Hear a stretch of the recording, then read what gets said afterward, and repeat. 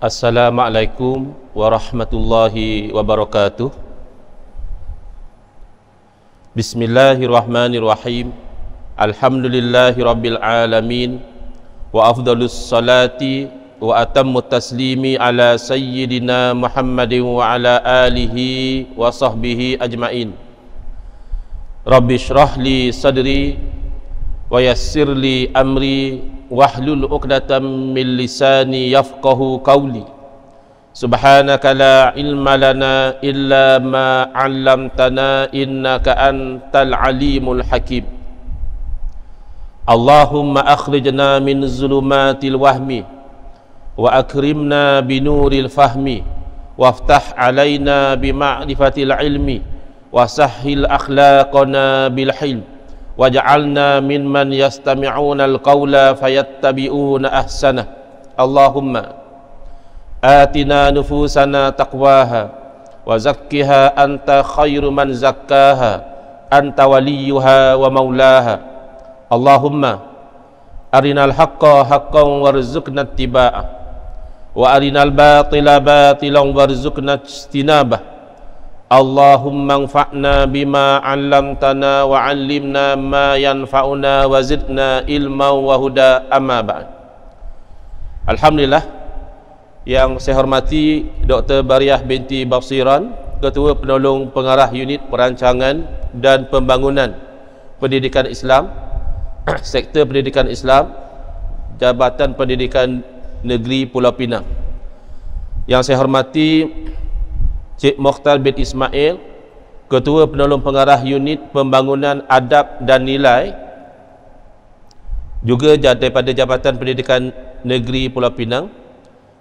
Seterusnya para pegawai Jabatan Pendidikan Negeri Pulau Pinang, pegawai-pegawai Masjid Umar Ibn Al-Khattab Bayan Baru, pegawai-pegawai Pendidikan Islam PPD, dan seterusnya yang saya raikan para asatizah peserta guru-guru pendidikan Islam seluruh negeri Pulau Pinang, ataupun dengan tajuk program kita pada hari ini iaitu Murabbi Umat, ya.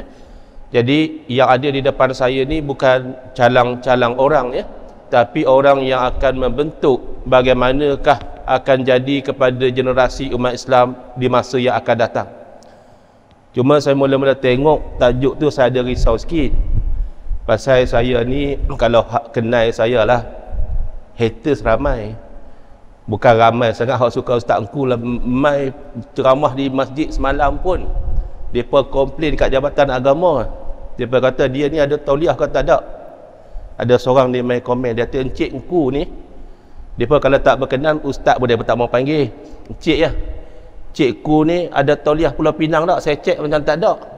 Dia pun tag Jabatan Agama Pulau Pinang. Dia kata siasat, tengok dia ni. Saya kata siasat lah. Pasal sebelum PKP, boleh kata tiap-tiap bulan saya mai ke Pulau Pinang. Ada kawan duk bawa mai kuliah, saya kata duk mai selalu ni kena ada tauliah lah. Jadi saya buat permohonan, dia panggil interview. Kalau ustaz-ustazah dah pernah pergi interview tauliah ke, kalau ustaz-ustazah tak payah tauliah, dikecualikan Murabbi Umat. Jadi saya pergi masuk 4 bilik. Bilik pertama dia suruh baca Fatihah bagi betul. Jadi kita baca, ustaz tu atau ni kena perkemas sikit ni. Elok dah baca tu, tapi saya rasa ustaz tu berlapik tu adalah tu tempat-tempat nak kena perkemas lagi. Baca Fatihah baru. Yang kedua bilik dia tanya pasal hukum hakam fiqh. Tanya malam macam ni sah ke tidak, dalam kitab sebut lagu mana. Bilik yang ketiga saya tak biasa lagi. Pulau Pinang ni dia memang detail lah. Hak lain tu dia exam, lulus exam bertulis, exam lisan, dapat tauliah. Ni 4 bilik nak kena masuk. Yang ketiga isu semasa. Dia tanya kita tentang isu-isu semasa, LGBT lah, liberal lah, apa macam. Bilik yang keempat tentang akidah. Jadi alhamdulillah, setelah interview tu tak lama dia habaq kata lulus, dapat tauliah. Jadi tak ada masalah lah. Walaupun mereka tak mau, kalau boleh Ustaz Engku ni berkuliah di Pulau Pinang. Bukan semua, ada juga hak mau, tapi hak tak mau tu mereka bisin. Jadi kalau ada hak nak cek, saya bagi tahu payah nak cek. pasal dia tak ikut nama. Di setengah website lain type nama keluar, oh dia ni ada. Hak ni dia ikut tahun. Mana kita tahu ustaz ni dapat tauliah tahun berapa? Jadi bagi yang nak cek, saya dapat tauliah tahun 2019. Elok dapat tauliah PKP tak mai dah. Tak boleh travel. Elok-elok dapat lesen, tak boleh bawa kereta. Ni baru start mai balik. Jadi nak fokus pada pagi ni sebelum saya pergi pada isi, oleh kerana program kita ini saya masih nilai sebagai program ilmu, insya-Allah, di tempat pun yang mulia, Baitun min Buyutillah, di rumah Allah Ta'ala. Maka sangat elok kalau saya peringatkan tentang adab-adab di dalam majlis ilmu. Apa tujuan? Kerana para ulama mengatakan al-adabu fauqal ilmi, adab duduk di atas daripada ilmu. InsyaAllah dengan menjaga adab, ilmu yang sedikit pun membawa manfaat. Dibimbangi kalau tak jaga adab, ilmu yang banyak membawa mudarat. Jadi yang pertama yang kita boleh amalkan dalam majlis ilmu manapun, memilih cara duduk yang sesuai dengan majlis ilmu. Kalau dalam keadaan masjid, salah satu daripada tiga, sama ada duduk iftirash macam tahiyat awal, atau duduk tawaruk macam tahiyat akhir, ataupun duduk tarabuk iaitu bersila. Jadi sebagai murabi umat, mungkin boleh ingatkan pada masyarakat awam, dalam majlis ilmu tu tak berapa comel lah kalau melunjukkan kaki, duduk tersandak, kecuali dia ada masalah pinggang dan sebagainya. Yang kedua, kita berikan sepenuh perhatian dengan tidak kita itu bersembang-sembang, tidak kita itu berlawak jenaka, tidak kita itu menyebutkan diri kita dengan gadget, dengan WhatsApp, dengan Facebook dalam majlis ilmu. Kita kalau mai menghadap ketua pengarah pun, dia duk bercakap dengan kita, takkan kita kata Sat, saya nak cek WhatsApp Sat. Rasa tak kena pula. Takkan kita dalam majlis yang insya-Allah kalau kena gayanya dihadiri oleh para malaikat, kita masih menyebutkan diri kita dengan handphone. Jadi mohon murabi umat kita ni off dulu handphone ataupun silent, kecuali kalau memang handphone tu digunakan untuk mencatat, silakan. Ada di KL ada jemaah-jemaah surau ni atau masjid, dia mai kuliah, dia akan catat di handphone dia. Sekali bila dah habis kuliah, dia touch up sikit, dia check dengan ustaz, dia share dalam grup dia. Kalau untuk mencatat silakan. Kalau untuk ber-WhatsApp, itu mencemarkan adab dalam majlis ilmu. Yang ketiga, kita hormati apa-apa yang menjadi wasilah antara kita dan ilmu, bukan sahaja manusia yang menyampaikan, ya, ustaz, syekh, kiai, maulana, doktor dan sebagainya. Bahkan kalau kita menyampaikan ilmu pada masyarakat menggunakan kitab, kita ingatkan kepada mereka, kitab tu pun kita muliakan. Jangan letak atas lantai, jangan tindih dengan kunci kereta. Kitab agama kita tahu ada hadis-hadis Nabi, ada ayat-ayat suci Al-Quran. Jadi ini tiga adab, insya-Allah murabi umat boleh ingatkan pada masyarakat, dan tentulah kita sendiri pun nak amalkan. Satu adab yang batin, hak ni tak ada orang tahu lah, nama pun batin. Hadza sirrun bainal abdi wa rabbih, ni rahsia antara kita dan Allah Ta'ala, iaitu ikhlasun niyati lillahi ta'ala. Kita ikhlaskan niat kita semata-mata kerana Allah. Walaupun asalnya kita mai, mungkinlah sebahagian mai ni pasal diwajibkan. Kalau boleh tak mau mai, pagi-pagi Isnin pula ni kita ada Monday blues, ya. Orang baru lepas cuti 2 hari, nak kena mai dengar ceramah pula. Kalau boleh tak mau mai. Tapi nak pula lagu mana, nama keluar. Dalam senarai nak kena mai, ada poin pula. Dapat markah pula, mai lah. Alang-alang mai, ejah balik niat tadi. Ya Allah, aku hadir dalam majlis hari ini, moga-moga menjadi sebab engkau redha kepada aku. Moga-moga menjadi sebab aku faham agamamu. Sebab Nabi SAW memberi isyarat, man yuridillahu bihi khairan yufaqihu fid din. Barang siapa yang Allah nakkan dengan dia kebaikan, nescaya Allah beri dia faham dalam urusan agama. Jadi sama-sama kita berdoa kepada Allah Ta'ala, kita ini dirahmati, diberkati oleh Allah, dan dijadikan orang-orang yang betul-betul faham dalam urusan agama Allah Ta'ala, berserta dengan akhlak yang mulia, sesuai dengan sabda junjungan Nabi Muhammad sallallahu alaihi wasallam, innama bu'istu liutammima makarimal akhlak. Hanya saja aku itu dibangkitkan demi untuk menyempurnakan kemuliaan akhlak. Jadi kita muhasabah diri kita masing-masing. Kita ni murabi umat digelar oleh orang, kita ni guru pendidikan Islam. Adakah akhlak kita itu sesuai dengan apa yang diajak oleh Nabi sallallahu alaihi wasallam. Terus kepada tajuk kita. Tajuk ni tajuk nombor 2. Tajuk asal dia adalah peranan guru pendidikan Islam dalam isu-isu akidah. Jadi hak tu lebih kurang saya ada slide hampir komplit dah, tinggal nak tukar tajuk ya. Tiba-tiba mai berita tajuk tu tak jadi. Mungkin bukan tak jadi terus, mungkin hak second atau third punya program, tak tahulah. Jadi tukar tajuk peranan guru pendidikan Islam dalam mendepani masalah khilaf, benda-benda khilaf. Jadi hak tu slide saya kurang komplit, ambil masa sikit pagi tadi. Jadi saya mohon maaf, siap-siap lah kalau ada kekurangan. Saya dah minta dikongsikan dalam grup dalam bentuk PDF ya. Jadi boleh rujuk kalau ada apa-apa poin yang ketinggalan. Baik, pertama bila sebut tentang khilaf, kita tak boleh lari daripada bercakap tentang mazhab.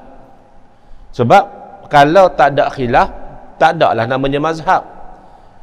Jadi kita nak faham dahulu apa dia mazhab. Lebih-lebih lagi di zaman kita ni ada pendekatan-pendekatan yang memperlekehkan mazhab.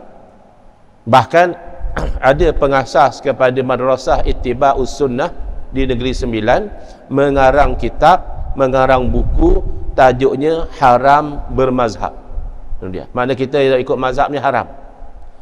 Makanya kita nak kena faham apakah itu mazhab. Dari segi bahasa, mazhab ini saya percaya ustaz-ustazah tahu, tapi pasal saya follow sequence slide ni sebab orang selalu tanya, pelik orang Islam ni Quran dia satu, Nabi dia satu, kiblat dia satu, Tuhan dia satu, main-main ada 4 mazhab pula. Jadi mazhab daripada perkataan zahaba yazhabu, semua tahu maknanya pergi. Zahaba Umaru ilal madrasati, Umar pergi sekolah. Jadi apabila ditambah huruf mim di depan, daripada fi'il dia bertukar menjadi isim. Entah mana, kalau ada salah saya cerita ni nanti ustaz-ustazah perbetul. Dia bertukar menjadi ismu makan, jadi nama tempat. Zahaba yazhabu pergi, ataupun orang Penang kata pi, jadi dia jadi tempat pergi. Dari segi bahasa, mazhab bermakna tempat pergi. Tetapi dari segi konteks, zahaba yazhabu juga boleh bermakna berpandangan atau berpendapat. Kita mungkin jumpa dalam kitab, zahaba al-imam Abu Hanifah ila kaza wa kaza, wa dhahaba imamun Syafi'i ila kaza wa kaza. Imam Abu Hanifah pi kepada lagu ni, Imam Syafi'i pi kepada lagu ni. Pi di situ maknanya berpandangan. Ya, Imam Abu Hanifah berpandangan lagu ni, tapi Imam Syafi'i berpandangan lagu lain. Maka mazhab bermakna pandangan, ataupun orang putih kata school of thought. Nah, jadi punca jadi mazhab adalah khilafiyah. Baik, dari segi bahasa, khilafiyah daripada perkataan khilaf yang bererti pertikaian, perselisihan ataupun percanggahan. Ini boleh berlaku pasal apa? Pasal tabiat manusia tu dia berbeza latar belakang, berbeza ilmu, berbeza pengalaman, berbeza sudut pandangan. Kan kita biasa tengok orang buat poster, dia buh gambar gelas lagu ni, dia tanya, hak gelas ni separuh penuh ke separuh kosong? Ada orang dia kata separuh penuh. Ada orang dia tengok pada sudut yang lain, tak, dia separuh kosong. Benda sama tengok, tapi sudut pandangan berbeza. Tak sah kata mazhab. Suami isteri hak kahwin banyak tahun dah pun masih khilaf lagi nak balik raya tahun ni, nak balik kampung hak mana satu. Kalau isteri orang Penang juga senang, suami orang Penang, isteri orang Johor, kadang-kadang khilaf juga lah nak balik raya. Terpaksa buat suluh dulu kena buat perbincangan dulu baru boleh decide. Kerana ini biasa, sikap manusia ni berbeza-beza. Namun persoalannya, bagaimana boleh berlaku khilaf pula dalam agama? Boleh ada mazhab macam-macam pula. Sedangkan agama ni puncanya adalah wahyu daripada Al-Quran, daripada hadis Nabi sallallahu alaihi wasallam. Ini terulang. Baik, kenapa kita pergi ikut mazhab? Pasal apa kita pergi ikut benda-benda khilaf ni? Contoh mudahlah, bila kita sembahyang subuh, tak tahu di Pulau Pinang mungkin kata-kata baca doa kunut. Padahal baca doa kunut tu benda khilaf. Mazhab kita kata sunat, dapat pahala siapa baca doa kunut subuh. Tapi ada dua mazhab kata tak sunat, iaitu mazhab Hanafi dan Hambali. Bila tak sunat, tak baca lah. Jadi pasal apa? Padahal kita sama-sama berpegang Quran dan sunnah. Maka kita kena terangkan bahawa salah satu daripada dua natijah berpegang dengan Quran dan sunnah tu adalah mazhab. Hak satu lagi nama dia ijma'. Jadi sebab pasal apa saya terangkan ni awal-awal? Pasal ada orang kata lagu ni, dia kata kita duk pergi ikut mazhab pasal apa? Kita ni umat Islam ada Quran sunnah dah, kita ikut Quran sunnah cukup lah. Di sini kegagalan dalam memahami. Betul kita umat Islam ni adalah Quran dan sunnah, tapi dia perasan atau tidak, mazhab itu adalah produk daripada Quran dan sunnah. Pasal dia ikut Quran dan sunnah itulah boleh jadi mazhab. Salah satu, bila ikut Quran dan sunnah tak mesti jadi mazhab. Kadang-kadang bila ikut Quran dan sunnah jadi ijma'. Macam mana tu? Baik, sebelum daripada itu, untuk orang yang condemn tentang atau mempelekehkan tentang mazhab, kita kena ingat bahawa konsep mazhab ini diiktiraf oleh Rasulullah sallallahu alaihi wasallam. Makna kata kalau orang tu duk condemn, duk pelekeh, duk perli mazhab, dia duk perli sesuatu yang diiktiraf oleh Nabi sallallahu alaihi wasallam. Tapi kalau orang tu dia haters pada ustaz engku, dia kata ustaz tak nak cong lah ustaz. Ustaz nak pusing kok mana ada mazhab zaman Nabi. Nabi iktiraf apa? Mazhab pun tak ada zaman Nabi. Tak. Kalau kamu faham mazhab di situ Hanafi, Maliki, Syafi'i, Hambali, betul, tak ada zaman Nabi, tak ada lagi 4 mazhab ni. Konsep bermazhab tu sudah ada di zaman Nabi sallallahu alaihi wasallam. Baik, nanti kita akan bagi contoh bagaimana kita kata Nabi sallallahu alaihi wasallam iktiraf konsep bermazhab. Kita nak jawab dahulu, kenapa bermazhab? Kenapa kita ikut benda-benda khilaf ni? Jawapan, kerana kita ikut Quran dan sunnah. Kita ikut mazhab kerana kita ikut Quran dan sunnah. Lagu mana? Baik, ambil yang jelas dulu. Quran dan sunnah adalah dua sumber wahyu yang menjadi sumber utama pegangan umat Islam. Jadi jangan terpengaruh dengan jemaah Al-Quran. Bagus ikut Quran, tapi maksud jemaah Al-Quran dia tolak hadis. Dia kata aku kalau Quran tak apa aku boleh ikut, kalau hadis ni hanya human report saja. Dia kata hadis ni takat laporan daripada manusia, tak betul tak ada. Jadi kalau hadis aku tak ikut, tak boleh. Kerana kedua-duanya adalah wahyu. Beza antara Quran dan hadis, Quran wahyu maknan wa lafza. Makna dan lafaz tu wahyu, sementara hadis adalah wahyu maknan dunal lafzi. Hadis makna daripada Allah, lafaz susunan daripada Nabi sallallahu alaihi wasallam, tapi tetap wa ma yantiqu anil hawa in huwa illa wahyun yuha. Bagi dia tidak bercakap ikut hawa nafsu, tapi merupakan wahyu yang diwahyukan. Nah, baik. Bismillah. Saya kena tegur minum ayak tak ikut sunnah, pasal guna tangan kiri. Dia kata bukan saya guna tangan kiri, saya buat live. Live ni mirror image. Kita minum tangan kanan, nampak lagu tangan kiri, nak buat macam mana? Dunia terbuka. Jadi dia sound lah, start minum tak ikut sunnah. Saya kata pasal terbalik. Dia duk argue juga. Lah dia pick up balik, betul juga. Saya kata saya minta maaf. Tak apa, saya maafkan. Baik. Jadi natijah daripada ikut Quran dan sunnah ni, ada salah satu dari dua kemungkinan. Kemungkinan yang pertama namanya ijma', kemungkinan yang kedua namanya khilaf. Ya, ini yang akan berlaku bila-bila masa umat Islam, yakni ulama-ulama mereka pergi nak mengetahui sesuatu daripada Quran dan sunnah. Ada kalanya ijma', ada kalanya khilaf. Baik, ijma' macam mana? Ini berlaku apabila para ulama merujuk kepada Al-Quran dan As-Sunnah.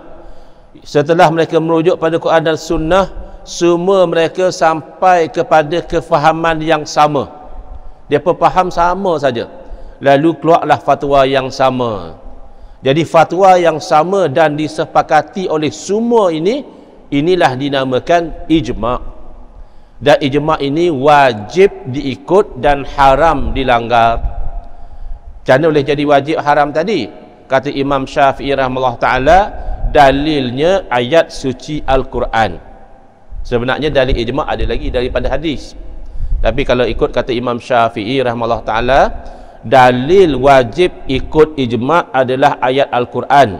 Wa man yushakikir rasula min ba'di ma tabayyana lahul huda wa yattabi' ghayra sabilil mu'minina nuwallihi ma tawalla wa nuslihi jahannam wa sa'at masira. Apa makna wa nuslihi jahannam? Kami akan bakar mereka ini dalam neraka. Siapa mereka ni? Man yushakikir rasul, siapa yang syiqaq, degil dengan Rasul. Apa yang dibawa oleh Nabi dia tolak, dia bantah, dia kata tak bagus hak Nabi bawa ni. Itu nombor satu, akan masuk dalam neraka jahannam. Nombor dua, wa yattabi' ghayra sabilil mu'minin, dan yang ikut jalan lain daripada jalan orang mukmin juga dijanji dengan neraka jahannam. Kata Imam Syafi'i rahimahullah ta'ala, ijma' itu adalah jalan orang mukmin, bahkan jalan yang disepakati oleh ulama-ulama orang mukmin. Maka daripada ayat Quran tadi difahami melanggar ijma' itu haram kerana dijanjikan dengan neraka jahannam. Daripada hadis, la tajtami'u ummati ala dhalalah, umat aku tidak akan berhimpun pada satu perkara yang sesat, dan seterusnya. Baik, ini yang pertama. Tapi ini bukan fokus kita. Fokus kita hak nombor dua ni. Pasal tajuk dia peranan guru pendidikan Islam dalam mendepani khilaf. Natijah yang kedua berlakunya khilaf, iaitu apabila para ulama merujuk pada Quran dan Sunnah. Setelah mereka merujuk pada Quran dan Sunnah, mereka sampai kepada kefahaman yang berbeza. Ulama ni faham lagu ni, ulama seorang lagi faham lagu lain. Bahkan tidak mustahil mai ulama yang ketiga lain lagi kefahaman dia. Sebab tu kadang-kadang kita jumpa dalam satu masalah ada 3 pandangan, ada 4 pandangan, no? Sebab tu ada orang bila dia nak ceramah dia tak tahu tip dia apa. Kalau orang tanya, habaqlah kata benda ni ada 3 pandangan, benda ni ada 4 pandangan, jadi nampak macam kita tahu. Tak boleh lah lagu tu. Tak tahu, jawab tak tahu lah. Wallahu a'lam. La adri nisful ilmi. Kata saya tak tahu tu separuh daripada ilmu. Jadi bila dia faham dengan fahaman yang berbeza, automatik fatwa dia beza. Macam tadi, bila Imam Syafi'i, Imam Malik faham lagu ni, dia kata baca kunut subuh tu sunat. Bila Imam Abu Hanifah, Imam Ahmad bin Hanbal, padahal Imam Ahmad bin Hanbal murid Imam Syafi'i rahimahullah ta'ala, tak timbul kata taksub dengan guru. Pasal sudah sampai level Imam Ahmad tu, level namanya mujtahid. Bila mujtahid, dia sudah tidak boleh taklid lagi pada orang lain. Bila dia punya kajian menunjukkan bahawa kunut subuh tak sunat, dia berfatwa beza daripada fatwa guru dia. Jadi inilah namanya mazhab. Ya, fatwa-fatwa yang berbeza inilah namanya mazhab. Baik, pasal apa boleh jadi lagu tu? Ini antara punca berlakunya khilaf. Ini antara punca berlakunya perbezaan pandangan di kalangan ulama. Masa saya di UIA, saya graduan UIA 2 degree. 1 degree dipanggil LLB, belajar undang-undang 4 tahun. Itulah saya pergi buat chambering, mereka terima saya sebagai peguam bela, peguam cara. Maknanya kalau nak praktis di mahkamah pun boleh, tapi saya tak pernah praktis. Pasal bila diterima masuk sebagai peguam, saya sambung masters ke Jordan. Degree yang kedua dipanggil LLB Syariah. Hak tu 100% belajar hak syariah saja dalam bahasa Arab. Jadi ada satu subjek yang saya rasa sangat bermanfaat, iaitu asbab ikhtilaf al-fuqaha. Punca pasal apa ahli fiqh jadi khilaf. Pasal apa saya kata saya minat subjek tu? Dia membuka fikiran kita, kita tak jadi sempit dada. Kadang-kadang orang sempit dada, pasal apa ni macam-macam ni? Hak ni kata lagu ni, hak ni kata lagu ni, pening lah. Kalau kata satu pandangan je kan senang. Ada orang dia macam itu. Tapi bila kita belajar subjek tadi, oh ini rupanya puncanya, dan ada kalanya memberi keluasan. Contoh yang selalu orang beritahu, macam pandangan Imam Syafi'i rahimahullah ta'ala dalam masalah bersentuh antara lelaki dan wanita berdasarkan ayat suci Al-Quran. Imam Syafi'i mengatakan batal wudu. Tetapi ada ulama lain dia kata tak, memang zahir ayat Quran maksudnya macam tu, tapi konteks ayat Quran bukan maksud kata sekadar bersentuh macam tu terus batal. Dia ada bersentuh yang batal, ada bersentuh yang tak batal. Ada mazhab kata bersentuh yang ada syahwat, hak tu batal. Tu nak kena ukur pula ada syahwat ke tak ada syahwat. Ada syahwat ke tak ada syahwat tadi. Jadi satu hal pula, tapi itu pandangan. Itu satu kefahaman. Jadi bila ada perkara macam itu, puncanya kenapa? Kerana berbeza dalam memahami ayat. Hak ni kata ayat ni maksud dia bersentuh, lamastum sentuh, tu bahasa Arabnya. Tak, lamastum ini kata mazhab Hanafi, hak ni kinayah, metaphorical kepada jima'. Kata mazhab Syafi'i, pasal apa pula jima'? Ayat sebelum tu cerita pasal jima' dah. Ayat ni cerita pasal batal wudu, pasal cerita keluar daripada tandas. Keluar daripada tandas bukan hadas besar, keluar daripada tandas hadas kecil. Berarti yang kata bersentuh tu bukan jima', jima' hadas besar. Oh, dia ada argument masing-masing. Baik, antara punca khilaf adalah khilaf di dalam memahami Al-Quran. Antara punca khilaf dalam menerima dan berinteraksi dengan hadis. Kalau Quran tak ada timbul lah, ulama ni terima ayat ni, ulama seorang lagi tak terima, tak ada. Al-Quran semua tu diterima oleh ulama, tetapi tidak semua ulama memahami ayat tersebut dengan kefahaman yang sama. Tapi kalau hadis tidak. Ada jenis-jenis hadis yang ulama ni terima, dia kata hadis ni memang sahih daripada Nabi SAW, tapi hadis yang sama ulama lain nilai, dia kata tak, ada satu perawi ni dia ada masalah dia lagu ni, makanya hadis ni tidak sahih. Jadi tak sahih ni bukan makna tak betul. Ini satu kekeliruan juga yang berlaku dalam masyarakat kita. Bila didengar kata hadis tu tak sahih, dia kira hadis tu tak betul. Sebab dalam bahasa kita macam tu kan. Kalau sampai satu berita, kata orang ni kata dengar kata dia letak jawatan, no? Lepas tu kawan seorang lagi mai, dia kata ish tak sahih tu. Mana tak betul lah. Berita kata hamba Allah ni letak jawatan, tak betul. Tak sahih di situ maksudnya tak betul. Dalam istilah ilmu hadis bukan. Tak sahih bukan mana tak betul. Tak sahih berarti tidak memenuhi syarat-syarat hadis sahih. Tapi masih ada kemungkinan itu hadis daripada Nabi SAW. Nanti yang itu insya-Allah saya akan perdetailkan bila pergi kepada kedudukan hadis dari segi dalil. No? Ini secara ringkas saja dulu. Kemudian berinteraksi dengan hadis itu pula berbeza. Ada ulama misalnya dalam mazhab Syafi'i, kalau hadis tu dia dah nilai dhaif, bab hukum hakam dia tak pakai.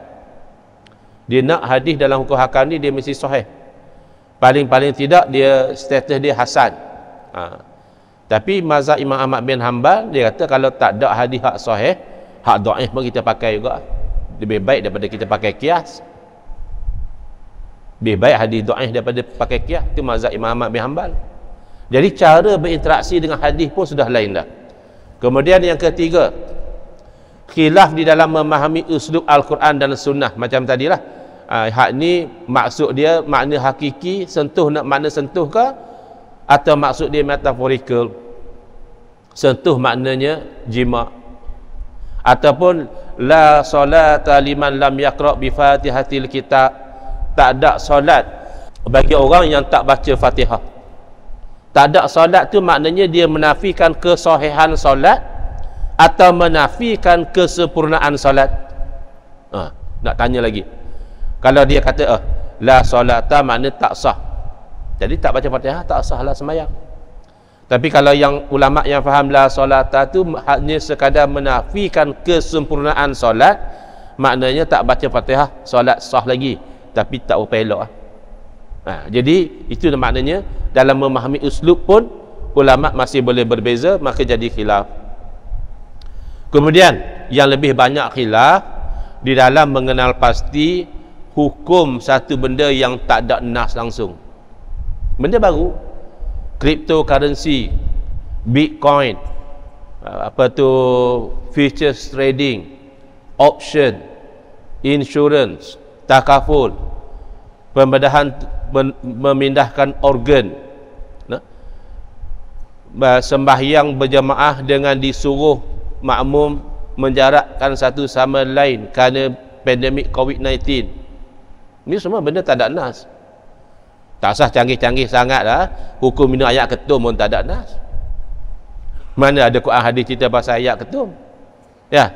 Jadi hamba Allah tu ambil ayat ketum tu, dia buh ubat batuk, dia campur lagi dengan Panadol, ada hak buh tai lembu pun ada. Takkan tak ada hukum? Mesti ada hukum. Dia peram, hamba Allah tu minum, otak jadi tak betul. Depa cerita saya tak biasa minum. Ustaz-ustaz biasa minum kan ayat ketum? Depa kata ayat ketum ni ada hak depa rebus macam tu minum, hak tu katanya jadi bertenaga. Gula dalam darah pun jadi stabil. Tapi hak jenis satu lagi tu otak pula jadi tak stabil. Pasti ada hukum dia, tapi nas tak ada. Jadi benda hak tak ada nas ni kerap berlaku khilaf. Ingat tak masa kita sembahyang jarak-jarak tu, walaupun mufti-mufti kita okey, ada juga ulama-ulama kita tak setuju. Dia kata tak boleh. Benda jangkitan ni bukan barang pasti. Kenapa nak tinggalkan sunnah Nabi semata-mata satu benda kemungkinan yang belum pasti? Ada juga yang tak setuju. Pasal tak ada nas. Kalau ada nas, bila berlaku COVID-19, hendaklah hampa sembahyang jarak-jarak, senang pula. Baik. Jadi ini antara punca-punca berlaku khilaf. Jadi sebagai guru pendidikan Islam, bila masyarakat tanya, ustazah pasal apa ni ulama banyak sangat pandangan, saya pening lah, saya nak ikut Quran hadis je, boleh tak? Kita kata memanglah ulama pun ikut Quran hadis, tapi kalau elok-elok ada 4 mazhab, kalau awak ikut Quran hadis direct, haji ikut Quran hadis direct, tu imam ikut Quran hadis direct, duduk ada berjuta mazhab, masing-masing faham sendiri. So kurang-kurangnya 4 mazhab ni lahir daripada ribuan ulama yang pakar. Tapi kalau kita rujuk pada Quran dan Sunnah sendiri, ya, kita pun bahasa Arab pun kemas tak kemas, usul fiqh pun tak berapa nak jelas, akhirnya jadi mazhab-mazhab yang merapu. Itu yang tak payah mayang. Mayang pakai niat. Sebab apa? Innamal a'malu binniyat. Hanya senyap amalan dengan niat. Aku mayang dah, tak nampak pun. Aku niat dah tadi. Nabi kata innamal a'malu binniyat. Amboi hang bak semayang pandai. Bak makan awak hang makan sungguh. Awak hang tak niat ya. Aku bagi hang pinggan kosong hang niat nak makan apa pun. Tak mau pula dia, marah dia. Bak semayang pandai. Pasal apa? Pasal dia tak ada ilmu atau tidak ada keikhlasan. Baik. Yang ni kita kena faham, kerana murabbi-murabbi umat akan berdepan dengan orang yang mengatakan pasal apa pula tak boleh? Quran kata. Bukan saya kata, Nabi kata. Hati-hati. Tidak semestinya apa yang kamu faham daripada Quran itulah kefahaman yang sebenar. Memang hadis yang kamu sebut tu hadis sahih, tapi kefahaman kamu terhadap hadis tu tak sahih. Apa bukti? Melanggar ijma'. Contohnya. Jadi oleh itu kena faham bahawa ada 2 sudut kedudukan dalil. Dalil sini kita fokus Quran Sunnah saja. Pertama subut, kedua dilalah. Pasal orang kata Quran kot, takkan nak tolak Quran? Bukan bang. Dia ada 2 sudut. Subut ni maknanya soalan dia adalah yang kamu kata Quran ni memang betul daripada Nabi ke? Tu soalan subut. Yang kamu kata ni hadis, qala Rasulullah sallallahu alaihi wasallam, betul kan Nabi kata? Ke bukan Nabi yang kata? Itu persoalan subut. Maknanya ayat ni memang sabit daripada Nabi ke bukan? Hadis ni memang sabit daripada Nabi atau bukan? Itu sudut yang pertama. Sudut yang kedua adalah dilalah, iaitu lafaz ini menunjukkan kepada makna apa. Bahasa Melayu pun ada, sebab kadang-kadang perkataan tu satu, makna dia banyak. Saya bagi contoh perkataan kaki. Ada orang kata saya sakit kaki, kita faham itu anggota badan dia hak sebelah bawah tu sakit, kaki. Kalau isteri kata pada suami dia, "Sagi abang kat kedai tolong beli sak kain 5 kaki." Anggota badan juga kah? Lain kan, konteks dia lain. Kain 5 kaki maknanya ukuran. Hang kalau dengar daripada sembang boleh dengar je lah, percaya jangan. Tu kaki pembohong. Kaki dia pembohong ke mulut dia bohong? Yang bohong tu mulut. Pasal apa pula kata kaki? Tak, kaki di situ bukan makna anggota. Kaki di situ makna orang yang suka buat satu perkara. Nah, kaki minum, suka minum. Kaki bohong, suka bohong. Jadi, begitu juga bahasa Arab. Perkataan ni menunjukkan kepada makna apa? Itu namanya dilalah. Nah, kita tanam dulu dalam kefahaman kita, bila bercakap tentang Quran hadis ni, diukur daripada dua sudut, subut, sabit atau tidak daripada Nabi SAW, dan dilalah. Kalau sabit pun maknanya apa? Baik. Pertama, Al-Quran dulu ya. Secara umum dahulu, bila kita ukur, dia boleh jadi qat'i, dia boleh jadi zanni. Makna kata, boleh jadi pasti hak ni memang daripada Nabi. Dia boleh jadi ada keraguan. Kemungkinan daripada Nabi, kemungkinan tak. Itu maksud zanni. Dan bila kita tengok pada dua sudut ni, Al-Quran qat'iyyus subut. Al-Quran semua sekali pasti daripada Nabi sallallahu alaihi wasallam, tidak ada keraguan. Sekira-kira boleh jadi kafir satu orang yang menafikan satu perkataan daripada Quran saja. Bukan menafikan Quran semua sekali. Dah dia kata hak ni bukan Quran, boleh jadi kafir. Kerana Quran semuanya qat'i as-subut. Semuanya pasti daripada Nabi sallallahu alaihi wasallam. Soalannya kenapa? Kerana Al-Quran ini semuanya sampai secara mutawatir. Apa makna mutawatir? Bilangan perawi yang ramai. Sekira-kira takkanlah ramai itu pakat tersilap. Tak mungkin. Ramai macam tu takkan pakat salah belaka. Kalau seorang dua kan mungkin dia lupa. Yang bawa cerita tu seorang. Takkan dia bohong, takkan dia lupa, takkan dia silap. Dua orang pun boleh jadi lagi.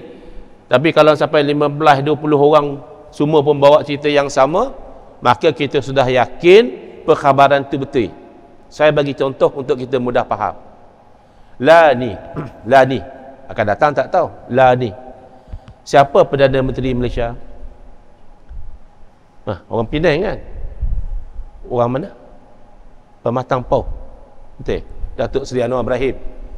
Ada tak orang yang ragu-ragu dia kata bukan Datuk Seri Anwar Ibrahim kot? Tak ada. Yang ragu-ragu tak ada. Yang tak setuju ada lah, biasalah dalam politik, no? Seorang naik, hak ni setuju, hak ni tak setuju, itu biasa. Tapi hak ragu-ragu kata beliau Perdana Menteri Malaysia, tak ada.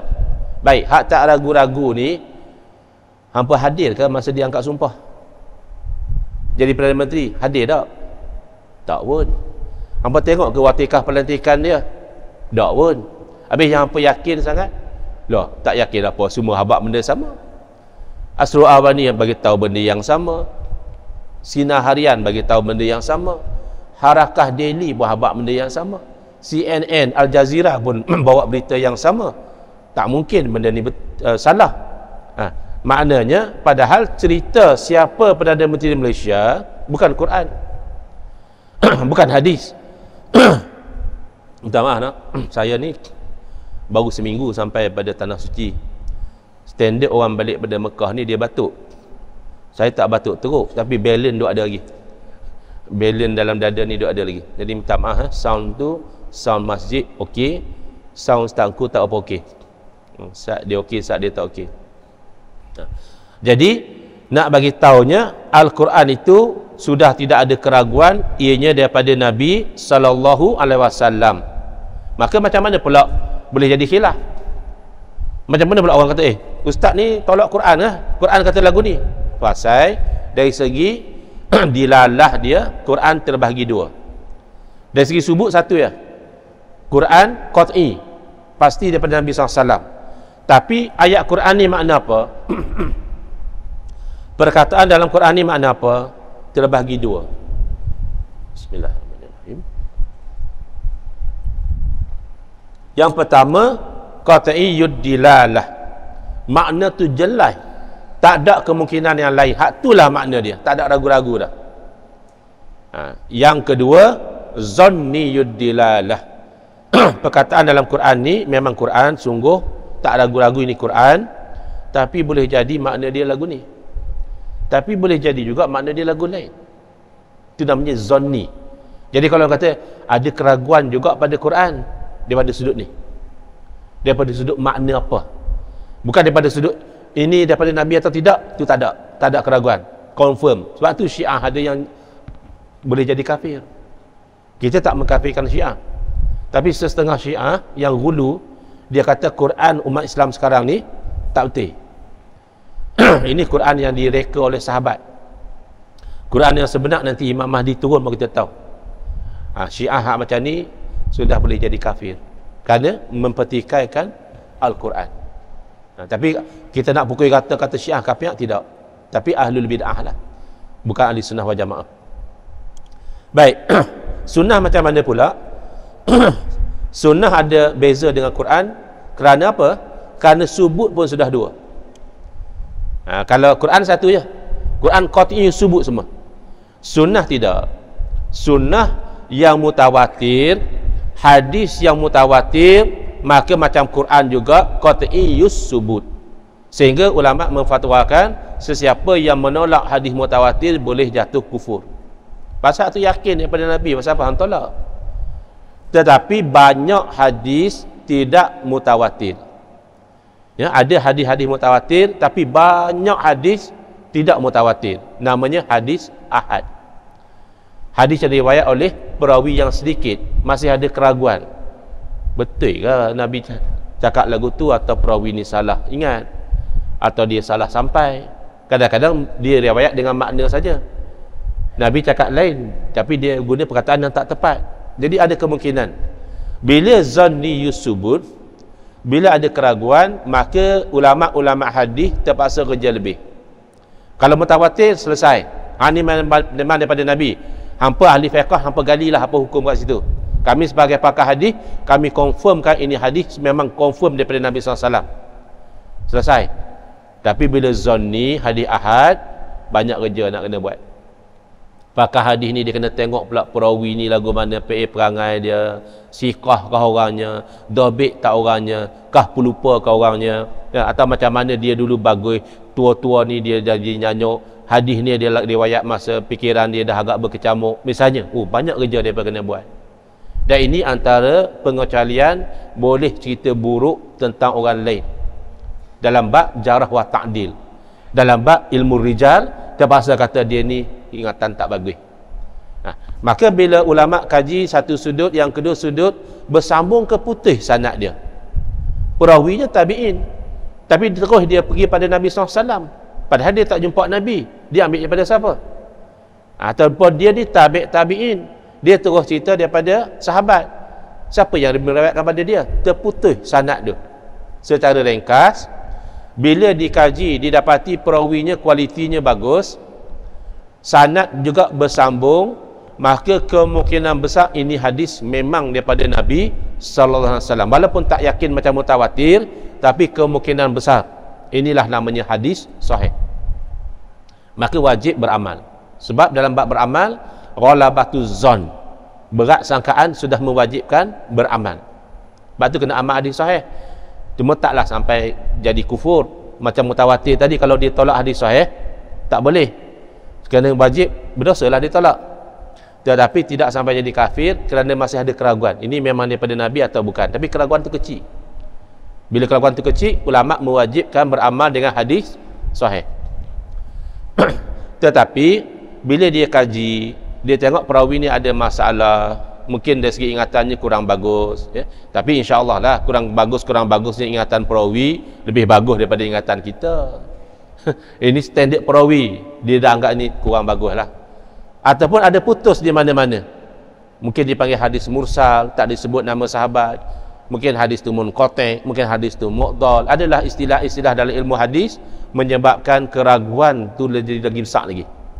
Kemungkinan hadis tu daripada Nabi SAW tak bagus sangat. Boleh jadilah Nabi kata, tapi persentif tu rendah. Itulah dinamakan hadis dhaif. Bahkan ada kalanya perawi itu bukan setakat dia lupa, dia ni muttaham bil kazib, dia ni orang yang tertuduh berbohong, maka dhaif dia tu jadi teruk.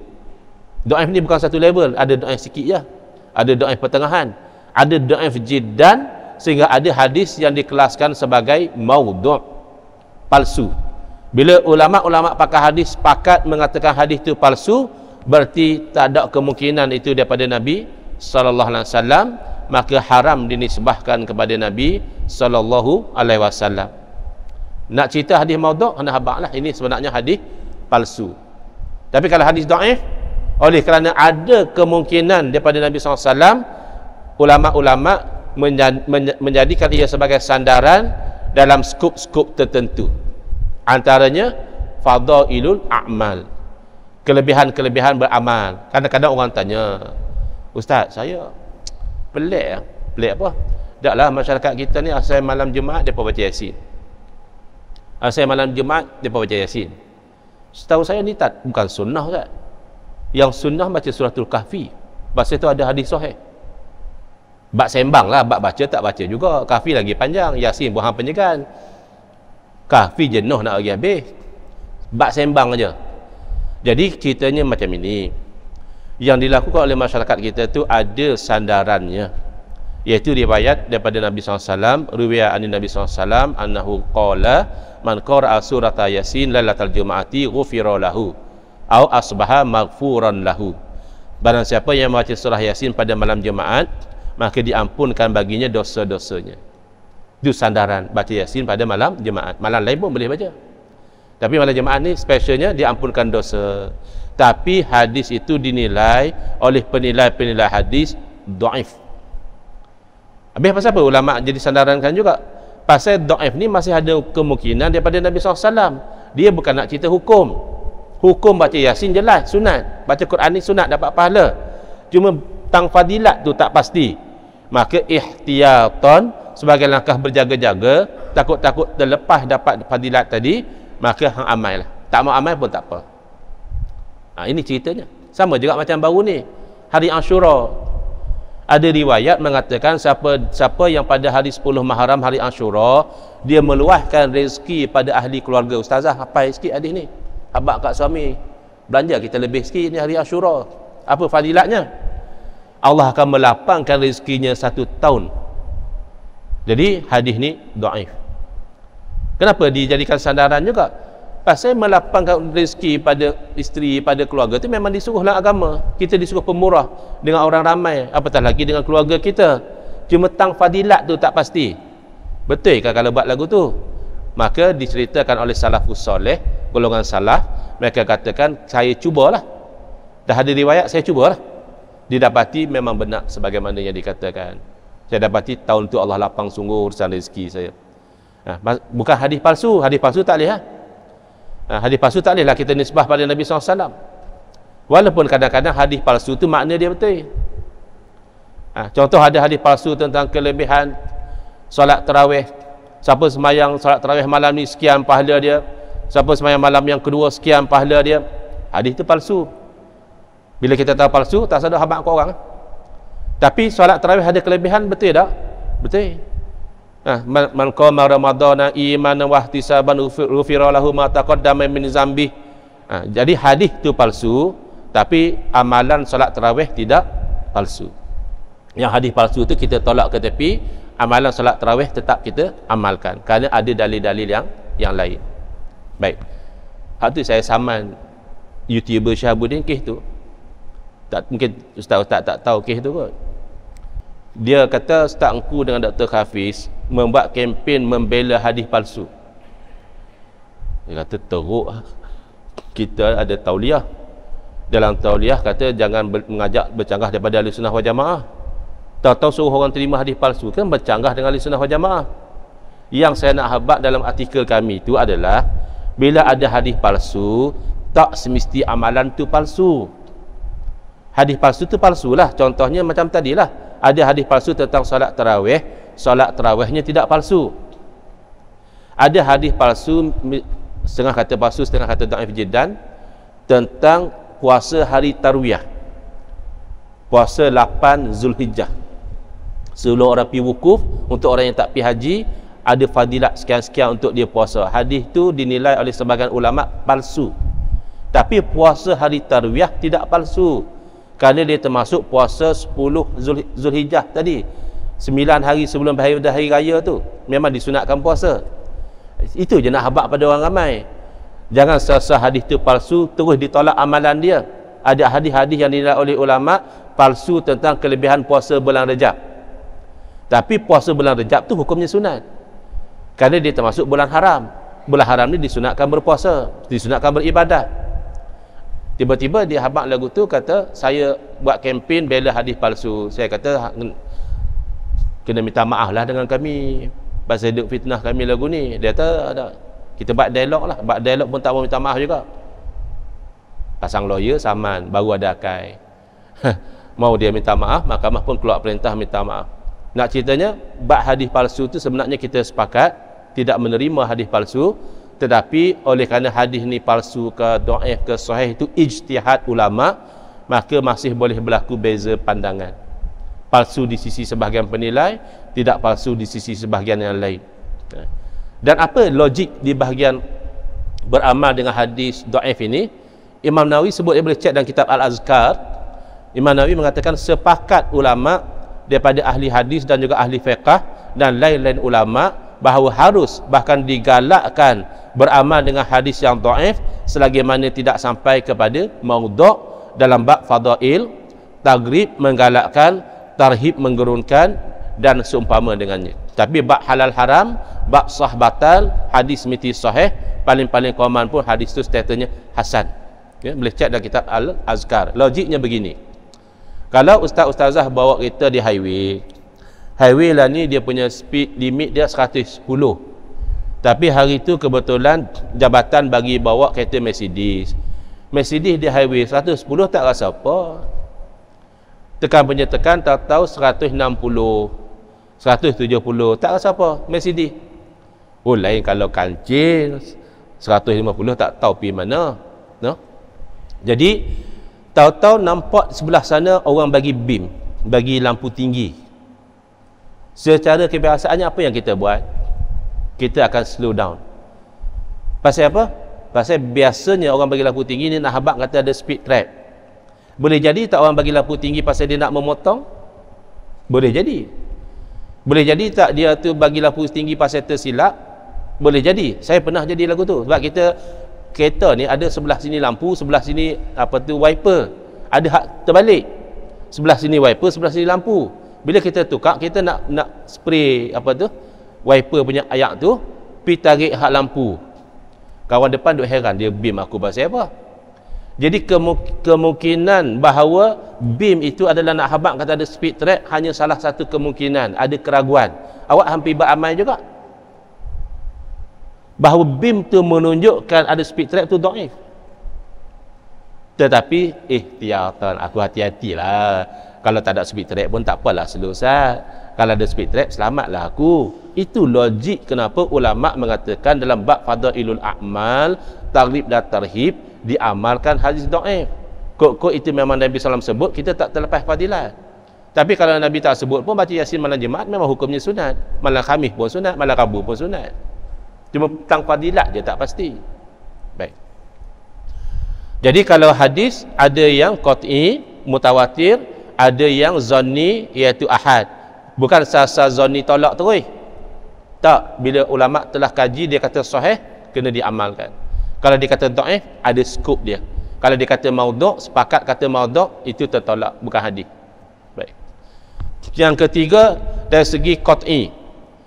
Ada hadis yang qat'iyyud dilalah, makna dia jelas, tak ada makna lain dah. Maka ulama akan faham dengan fahaman yang sama dan boleh jadi zanniyud dilalah.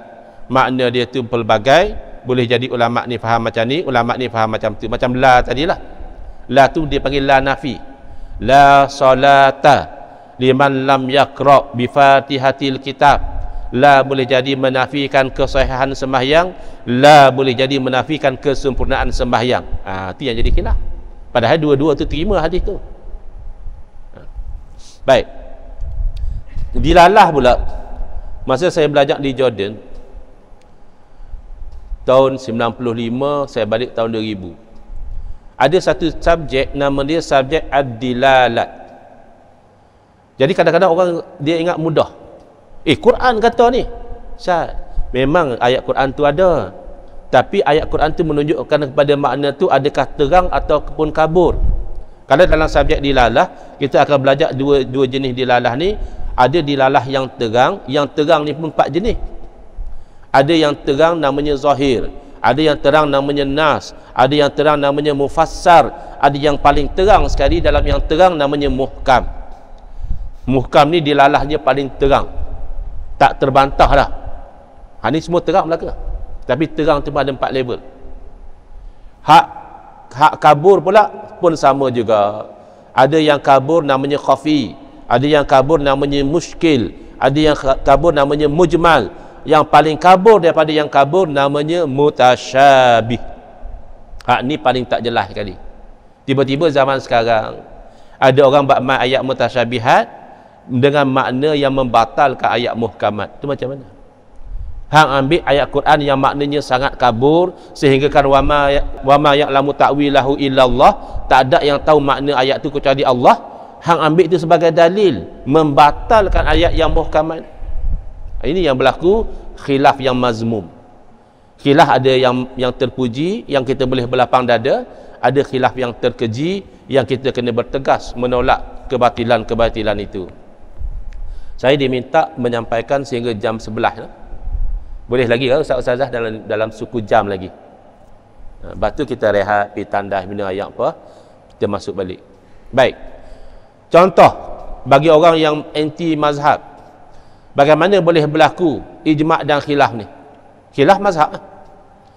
Bagi contoh dalam satu ayat berlaku dua-dua. Ayat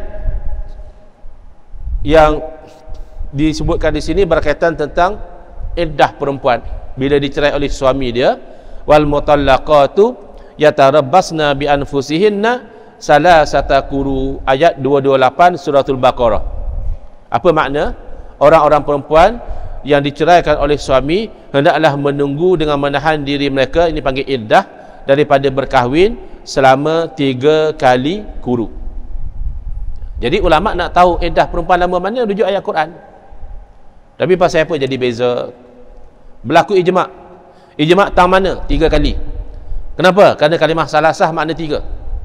Tak ada ulama kata 2 quru habis iddah, atau 3 quru habis iddah, 4 quru habis iddah, tak ada. Semua ijma' 3 quru habis iddah. Kalau ada yang kena cerai dengan suami, boyfriend lama duk tunggu dah, setabak salah, bagi habis iddah dulu. Jangan mentang-mentang tunggu banyak tahun terus nak pergi nikah dengan janda kawan tu. Tapi masalahnya 3 quru tu apa dia? Di sini tempat zonni dia. Salasah qat'i, zonni pada quru.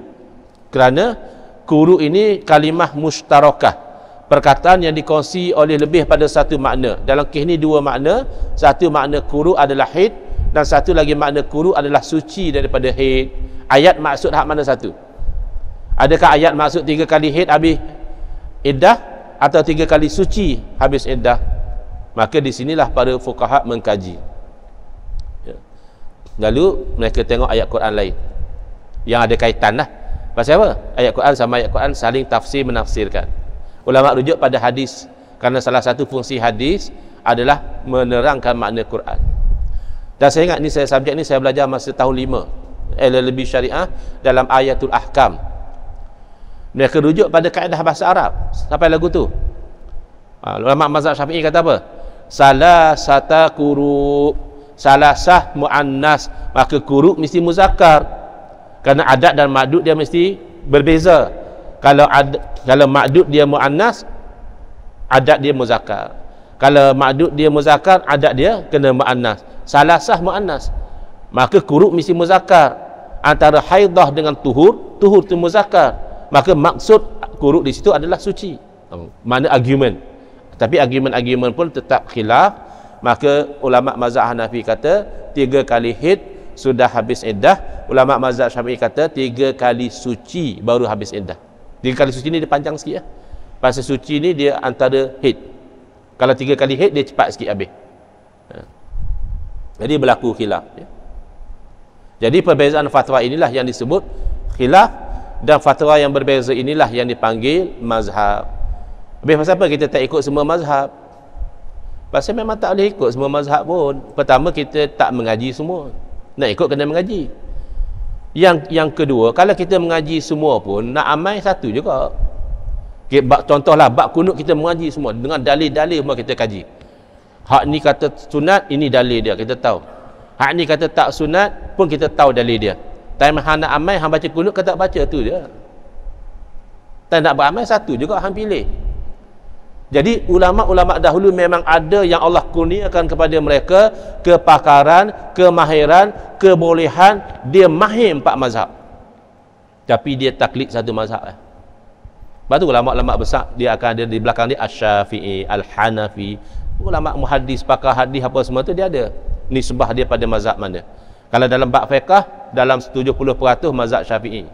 Mai orang lah dia kata, Ustaz, saya dalam bab fiqh ni saya lebih selesa ikut ahlul hadis. Saya tak selesa sangat ikut mazhab Syafi'i. Hang tahu dah 70% daripada ahlul hadis tu mazhab Syafi'i. Ustaz, saya dalam bab akidah ni saya macam nak ikut ahli hadis lah, Ustaz. Macam dengan Asy'ari ni saya tak berapa confident sangat. Oi, hang tahu tak 90% daripada ahli hadis tu akidah dia Asy'ari. Jangan terpedaya dengan persepsi. Fakta. Tengok siapa ahlul hadis. Imam Baihaqi, Imam Ibn Hajar Asqalani, Imamul Hakim, Imam Nawawi, semua Asy'ari dari segi akidah dia. Baik.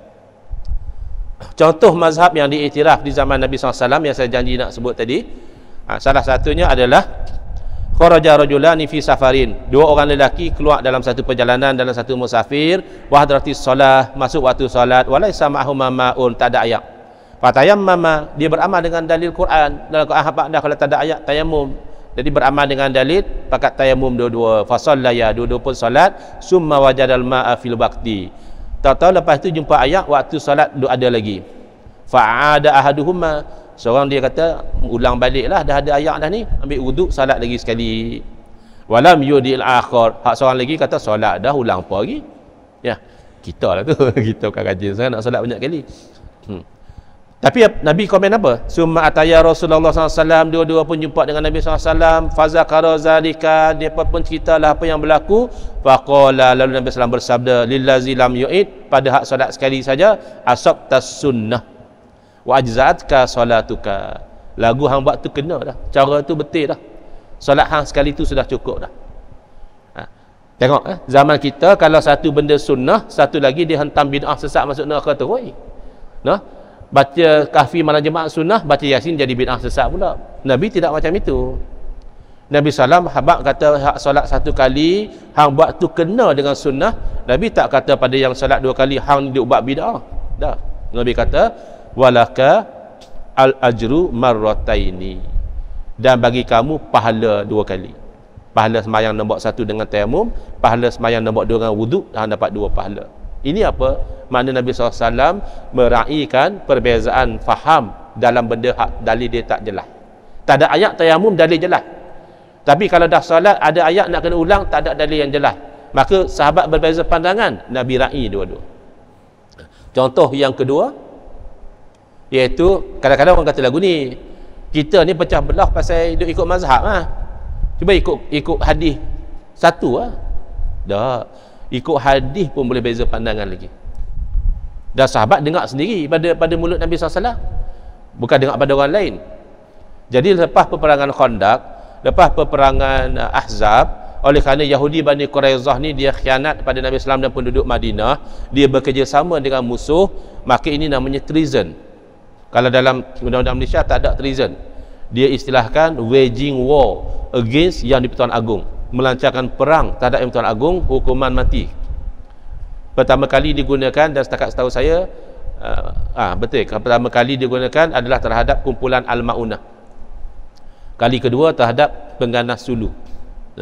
Jadi boleh kerana Yahudi ini buat treason, dia penduduk Madinah, dia patut support Nabi, dia pergi support orang yang serang Madinah, maka Allah perintahkan Nabi untuk menyerang Yahudi Bani Quraizah. Dan Nabi SAW berpesan pada para sahabat, la yusalliyanna ahadunil asra illa fi Bani Quraizah, jangan seorang pun daripada hampa solat asar kecuali di kampung Bani Quraizah.